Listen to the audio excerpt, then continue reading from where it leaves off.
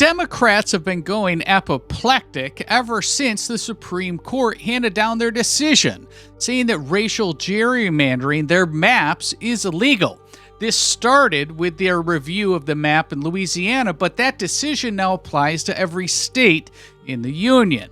Well, one of the individuals on the progressive left that you just can't forget because she was integral to the Georgia steal in the 2020 election was Stacey Abrams. Well, she has a really interesting take on what this decision will mean for the Democrats. It's critical that you pay attention to this because she gives you actually some facts that are going to be really important for all of us to understand as we head into the midterms. Let's see what Stacey Abrams had to say. Your ability to use those same democratic institutions to your benefit. With these new maps, we know that analysis by Fair Fight and Black Voters Matter show that we could lose 19 to 20 congressional seats, but we could lose up to 191 state legislative seats. This is critical. I'm going to jump in here. Again, the projections that I've heard are from the high teens to the high 20s amount of seats in D.C., in Congress, that the Democrats may lose, and upwards of 180 plus at the state level. This is a monstrosity of a disaster for the Democrats, but if what she says is true, I want us to remember this. The Supreme Court decision was clear. It was based on redoing your maps, your electoral college maps within each state, if they were based on race. So my question to Stacey Abrams and the rest of the Democrats is very simple. If you're going to lose 18 to 30 seats in D.C. and 180 to 190 seats at the state level, well, were those originally based on racial demographics? Because that's the only reason and motivation right now to redistrict maps. And if the answer to that is yes, and that's true, then you've been holding this many seats for how long?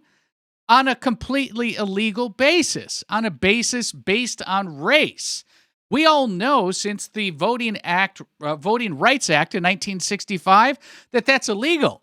But here, Stacey Abrams is saying that the repercussions of this ruling are so severe that they're going to lose double-digit seats and triple-digit seats at the state level. Again, if it's true, then you shouldn't have been holding them the whole time, and you were holding them at the expense of promoting and basing it on racial demographics. You should be ashamed of yourself. And in the South, those state legislators draw city council districts, county commission districts, school board districts, and they draw state legislative lines. And so if you want to know if your child is going to have fair and equitable access to education, that will be diminished if your families can't participate in elections and let me jump in here because it's just really important. Stacey Abrams said a key word of the progressive left that you just can't let go by you. Equitable. This is a dangerous word because equitable leads to or means outcome. Equality just means opportunity. I need all of us to be on the same page here. The Voting Rights of 1965 Act was all about equality. Not about outcomes. It was about the opportunity to participate. So when Stacey Abrams starts to say these magic progressive social justice words, pay attention. Elect leaders who value your education. If you want health care in the South, it's the state legislature that decides whether you have access.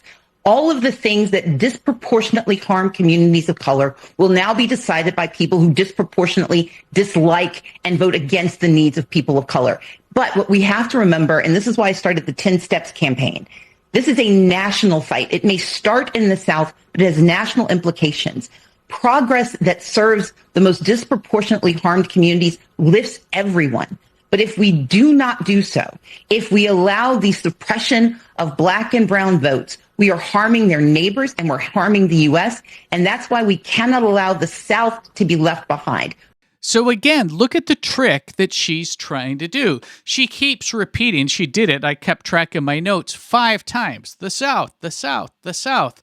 and trying to elucidate or confer that this is a race-based decision. It's actually completely the opposite.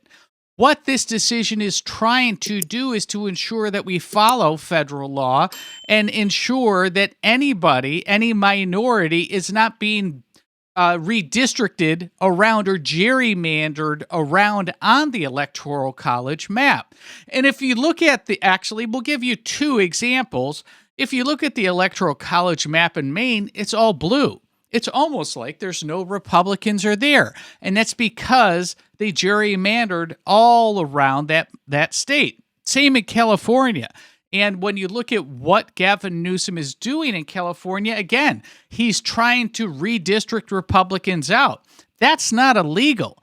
What is illegal, according to the Supreme Court, is doing it based on race. And so what Stacey is trying to do here, the South, and trying to say that this is getting in the way of minority voting rights, it's actually the absolute opposite of that, Stacey. We need national intervention because they are starting in the South. This is a national attempt to misuse democratic institutions to suppress all of the communities who fight for democracy in this country. What the Democrats ultimately are struggling with is that this decision is affecting them nationally and at the local and state level. And that's driving them mad because we all know that politics is local, that who's on the school board for your children is important, and who's on some of those county board seats and state level representatives, they're critical to the environment that you have for your children in your school, to the environment that you may have to compete in the business environment, say, or your taxes and how they're spent at the state level.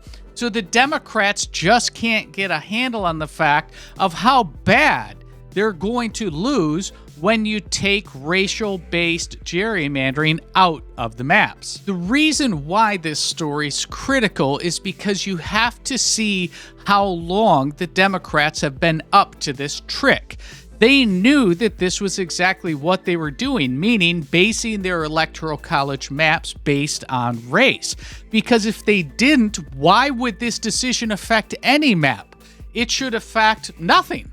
Well, the fact of the matter is that the Republicans may pick up just under 30 seats in D.C. based on having to redo maps because the Democrats had them based on race. That's where we are, and that's why you see characters like Stacey Abrams popping up in the news and flipping out every night on television, on MS Now and on CNN, because they have been caught with their hand in their cookie jar. Their trick is up. The trick is up, and their ability to manipulate national elections, state elections, and local elections is over. I'm curious what you think. Did I miss anything? Do you miss seeing Stacey Abrams on TV every night? She was Miss Georgia, as you recall, during the 2020 election, talking about how this spike in votes for Joe Biden at 2:30 in the morning, well, there was nothing to it. That was just the people's speaking and the people's vote. So this story is far from over. I'll keep you posted as this goes along. And if you like videos like this, please hit the like button. It helps us a lot with the algorithm to get this video out to others just like you and I. If you like videos like this, also please subscribe. We made it very easy. You could do that right over my left shoulder. If you click my face, that'll bring you right to the subscription button for the channel. We also have a couple videos up here that we think you'd like to watch as well. Click your favorite. We'll see you in the next video.